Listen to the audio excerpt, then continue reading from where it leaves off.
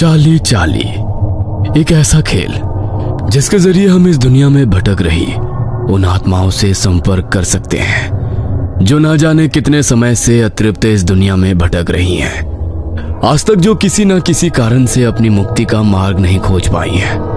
कुछ लोग महज इसे एक आम खेल समझते हैं, लेकिन कुछ लोगों की जिंदगी इस खेल के चंगुल में फंसकर बर्बाद हो चुकी है।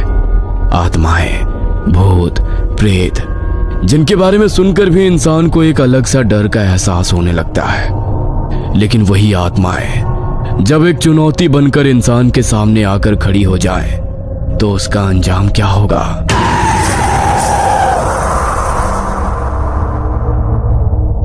पीटर, जॉर्ज, डेजी और रूबी चारों दोस्त अपनी कॉलेज की लाइब्रेरी में बैठे थे। तभी पीटर लाइब्रेरी के एक शेल्फ में हिस्ट्री की एक बुक ढूंढने लगा। तभी हिस्ट्री की एक बुक अचानक बुक शेल्फ से नीचे गिर गई। अरे वाह, इसे ही ढूंढ रहा था और ये खुद ही मेरे सामने आ गई। वरना इस लाइब्रेरी में तो किसी किताब को ढूंढना इतना मुश्किल है जितना नमक के पहाड़ में सुई। पीटर उस किताब को लेकर अपने दोस्तों के पास चला गया। वह पन्ने पलटते हुए उस किताब को पढ़ ही रहा था कि तभी उसे उस किताब के तीसरे पन्ने पर एक फोल्ड किया हुआ पेज रखा मिला।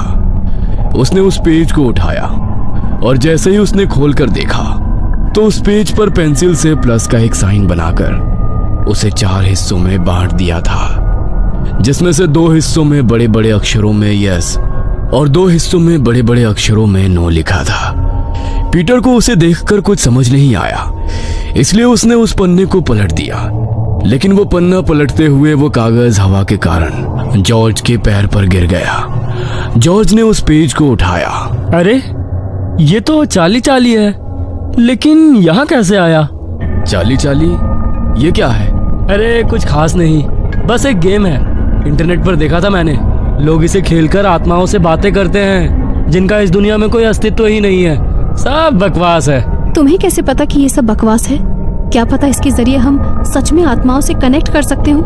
तुम लोगों को समझ नहीं आता क्या? ये लाइब्रेरी है। इतनी देर से यहाँ पर चिल्ला चिल्ला कर शोर कर रहे हो। तुम्हें बातें करनी है तो बाहर चले जाओ यहाँ से। इतनी देर से सबको डिस्टर्ब कर रहे हो। अब सॉरी मैम, हम सब चले जाते हैं। डेजी अपने हाथ में उस पेज को लेकर वहां से जाने लगी। तभी उसके दोस्त भी उसके पीछे पीछे बाहर आ गए। देखो, मुझे तुम्हारे बारे में तो नहीं पता, लेकिन मुझे ये गेम जरूर खेलना है। इसीलिए आज रात को मैं अपने घर में ये जरूर खेलूंगी।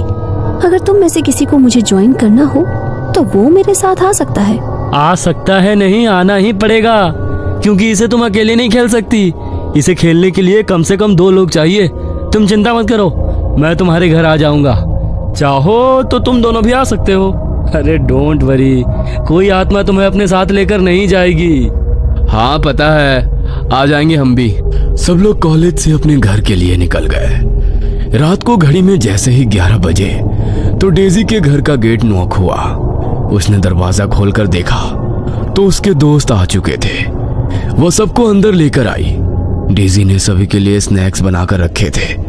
उन्होंने स्नैक्स खाए और जॉर्ज ने अपने बैग से उसी पेपर को निकाला। खाना पीना बहुत हो गया, अब असली खेल शुरू करते हैं। डेजी, मुझे 2 पेंसिल दे दो प्लीज। डेजी ने जॉर्ज को 2 पेंसिल लाकर दी और जॉर्ज ने उन्हें पेपर पर बने प्लस के साइन पर रख दिया। देखो, अब मैं ये गेम शुरू करने वाला हूँ और चाहे कुछ भी हो जाए, लेकिन एक बार गेम स्टार्ट होने के बाद हमें एक दूसरे का हाथ नहीं छोड़ना है। जहाँ तक मैंने देखा और सुना है, अगर किसी ने भी ऐसा किया तो हमारे लिए बहुत मुश्किल हो सकती है। चलो सब एक दूसरे का हाथ पकड़ लो। जॉर्ज ने बीच में उस पेपर को रखा और वो सभी उस पन्ने के इर्द गिर्द एक गोल घेरा बनाकर बैठ गए। तभी जॉर्ज ने कहा, चाली चाली, क्या तुम यहाँ हो? जॉर्ज के ऐसा कहने पर उस पेज पर रखी पेंसिल में कोई हलचल नहीं हुई। तो जॉर्ज ने फिर से कहा, चाली चाली, क्या तुम यहाँ हो? इस बार भी जॉर्ज के ऐसा पूछने पर वहाँ कोई हलचल नहीं हुई। तभी रूबी ने उसका मजाक उड़ाते हुए कहा, कोई चार्ली नहीं है यहाँ पर। छोड़ो ये सब बकवास, मुझे बहुत नींद आ रही है। मैं तुम्हारे रूम में सोने जा रही हूँ डेजी। इससे पहले कि जॉर्ज उसे कुछ कहता, इससे पहले ही रूबी अपना हाथ छुड़ाकर उस गोल घेरे से बाहर जाने के लिए उठ गई। ये क्या बकवास किया तुमने? तुम्हें पता है ना ये कितना डेंजरस हो सकता है? हाथ क्यों छुड़ाया तुमने? अरे कुछ नहीं है यार, रिलैक्स कर। तुझे यकीन नहीं होता ना, तो देख अभी मैं करके दिखाती हूँ। चार्ली, चार्ली, क्या तुम यहाँ पर हो? देखा, कोई भी नहीं है। ओह शिट, कोई स्पिरिट है यहाँ पर। तुमने ये क्या किया रूबी? अब बैठो यहाँ पर, वरना बहुत बड़ी मुसीबत हो जाएगी। रूबी डर के मारे उस घेरे में फिर से उन सब के साथ जॉर्ज और डेजी का हाथ पकड़कर बैठ गई। तभी डेजी ने पूछा, चार्ली, चार्ली, क्या तुम हमें सुन सकते हो?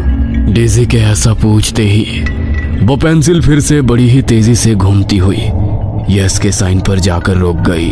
क्या तुम हमसे कोई मदद चाहते हो?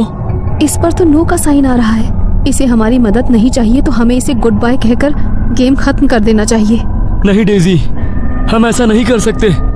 जब तक ये आत्मा खुद यहाँ से जाने का फैसला ना कर ले, तब तक हम इसे यहाँ से नहीं भेज सकते।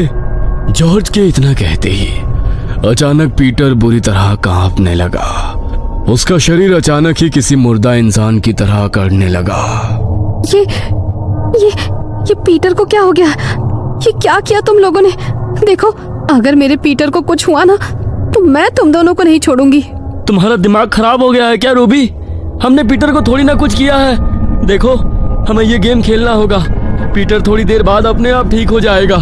जॉर्ज ने जैसे ही ऐसा कहा, वैसे ही पीटर की आंखें बिल्कुल सफेद होकर ऊपर को हो गई और वो रूबी की ओर देखते हुए बेहद भयानक तरीके से हंसने लगा।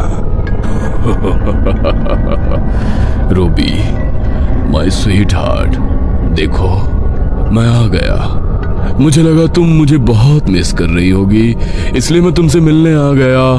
अब तो तुम मुझसे मिलने मेरे पास नहीं आ सकती, लेकिन मैं तो तुम्हारे पास आ सकता हूँ। तुम नहीं, ये सच नहीं हो सकता। ये सब मेरा भ्रम है। तुम वापस नहीं आ सकते। नो नो नो, मैं वापस आ सकता हूँ। मैं वापस आ चुका हूँ माय लव। ये आवाज तो... इससे पहले कि डेजी आगे कुछ बोल पाती, तभी पीटर खुद ब खुद ही अपने शरीर की हड्डियों को मोड़ने लगा। उसकी एक एक हड्डी के टूटने की आवाज वहां पर गूंज रही थी। पीटर के चेहरे पर अभी भी वही शैतानी हंसी थी। कभी वो अपनी शैतानी हंसी हंसता, तो कभी अपनी हड्डियों के टूटने के दर्द से जोर जोर से चिल्लाने लगता। रूबी उसकी ऐसी हालत देखकर इस तरह सहम चुकी थी कि डर के मारे उसके मुंह से एक शब्द भी नहीं निकल रहा था। हमें यहाँ पर नहीं रुकना चाहिए। हमें चर्च में फादर के पास जाना होगा। अब वही हमारी मदद कर सकते हैं। हाँ, प्लीज प्लीज जल्दी चलो। No no no my sweet heart, तुम मेरे साथ रहो। तुमने तो मेरे साथ जीने मरने की कसमें खाई थी। अब मैं तुम्हें खुद से दूर नहीं जाने दूंगा। चलो चलो, कम ऑन, जल्दी से मेरे पास आ जाओ। नहीं नहीं, दूर हटो मुझसे। नहीं, दूर दूर हो जाओ। रूबी खुद को बचाने के लिए पीछे की तरफ खिसकने लगी। तभी पीटर अपने टूटे फूटे शरीर के साथ अचानक रूबी की ओर बढ़ा और एक ही झटके में उसे बड़ी ही तेजी से घसीटता हुआ घर के स्टोर रूम में ले गया। रूबी के चीखने की आवाजें पूरे घर में गूंजने लगी। वो मदद के लिए बेहद बुरी तरह चिल्ला रही थी। जल्दी करो जॉर्ज, हमें फादर के पास जाना होगा, वरना वो दोनों... घबराओ मत डेजी, उन्हें कुछ नहीं होगा। जल्दी चलो। वो दोनों ड्राइंग रूम की खिड़की के रास्ते से जल्दी से भागते हुए घर के पास वाले चर्च में पहुंचे। लेकिन जब तक वो दोनों वहां पहुंचे, तब तक फादर वहां से जा चुके थे। दोनों ने अपनी सुरक्षा के लिए चर्च में रखे होली क्रॉस के लॉकेट को अपने अपने गले में पहन लिया। उनके पास अब मदद के लिए कोई रास्ता नहीं था, इसलिए उन्होंने चर्च में रखे होली वाटर की बोतल को उठाया और जल्दी से घर आ गए। घर आते ही वो दोनों स्टोर रूम की तरफ गए, जहां पीटर रूबी को घसीटते हुए ले गया था। लेकिन उन दोनों ने जैसे ही स्टोर रूम का दरवाजा खोला, तो सामने का नजारा देखकर उनके रोंगटे खड़े हो गए। पीटर की तरह ही अब रूबी के शरीर की हड्डियां भी बुरी तरह टूट चुकी थी। उसकी आंखों की पुतलियां भी अब पूरी तरह सफेद पड़ चुकी थी। जॉर्ज ने उन दोनों को हाथ लगाकर देखा तो दोनों ये दुनिया छोड़कर जा चुके थे। वो दोनों ही इस सदमे को बर्दाश्त नहीं कर पा रहे थे। जॉर्ज ने उनके घर वालों को इन्फॉर्म किया और अगले दिन उनकी डेड बॉडीज को कब्रिस्तान में दफन कर दिया गया। पुलिस ने भी इस मामले में अपनी इन्वेस्टिगेशन की, लेकिन पुलिस को भी उनकी मौत से जुड़ा कोई सुराग नहीं मिला। डेजी अपने बेडरूम में अपनी आंखों में आंसू लिए खड़ी हुई थी। उसकी आंखों के सामने दीवार पर एक तस्वीर टंगी हुई थी। आपने जैसा कहा था मैंने बिल्कुल वैसा ही किया। मैंने आपका बदला ले लिया भैया, ले लिया आपका बदला मैंने। दरअसल डेजी का बड़ा भाई स्टीव रूबी से बहुत प्यार करता था। वो उससे शादी करना चाहता था, लेकिन डेजी सिर्फ उसके पैसों के लिए उसके साथ थी। उसने स्टीव को बहुत बार बेवकूफ बनाकर उससे पैसे हड़पे और उन पैसों से वो अपने दूसरे बॉयफ्रेंड पीटर के साथ अय्याशियां करने लगी। पीटर रूबी के बारे में ये सब कुछ जानता था, लेकिन वो भी पैसों का भूखा था। रूबी ने स्टीव का बहुत फायदा उठाया, लेकिन एक दिन जब स्टीव को इस बारे में पता चला तो वो ये सब सह नहीं पाया और उसने अपनी जिंदगी को हमेशा के लिए खत्म कर दिया। अपने भाई के चले जाने के बाद डेजी बिल्कुल अकेली हो गई। उसके माता पिता तो उनके बचपन में ही उन्हें छोड़कर जा चुके थे और अब डेजी के सर से उसके भाई का साया भी छीन गया। डेजी लाख कोशिश करने के बाद भी ये समझ नहीं पा रही थी कि उसके भाई ने ऐसा क्यों किया। तभी एक दिन उसे अपने भाई के बिस्तर के नीचे एक डायरी मिली, जिसे उसने अपनी जान लेने से पहले लिखा था। अपने भाई की मौत की सच्चाई जानकर डेजी और ज्यादा टूट गई।